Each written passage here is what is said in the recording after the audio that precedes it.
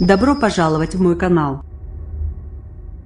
Les incendies en Haute-Corse ont parcouru au moins 1500 hectares jeudi 4 janvier au matin, rapporte France Bleu RCFM, conséquence des vents violents de la tempête Eleanor.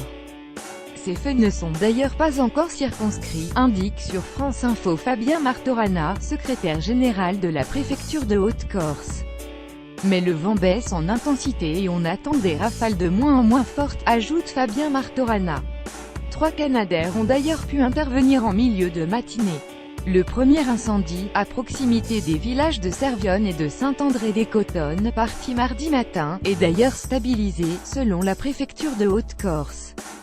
800 hectares ont été parcourus, une bergerie a brûlé, ainsi que 2 cabanes et un restaurant attenant à une chapelle. Un second feu, près du village de Chiatra, continue de progresser. 6 maisons ont été totalement détruites et un cabanon endommagé sur les 700 hectares parcourus par les flammes. 3 habitants ont été blessés, dont une personne hospitalisée.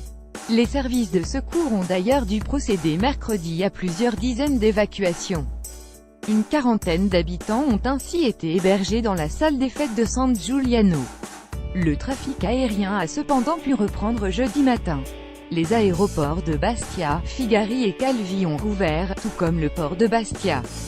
Le transport maritime entre Marseille et l'Île-Rousse est de nouveau assuré. 230 personnels de secours, dont les pompiers et la sécurité civile sont mobilisés, en plus d'une cinquantaine de gendarmes. Une cinquantaine de militaires de Brignoles-Var sont également attendus sur place en renfort. À lire aussi qu'Or incendie et Saint-Impérier fait divers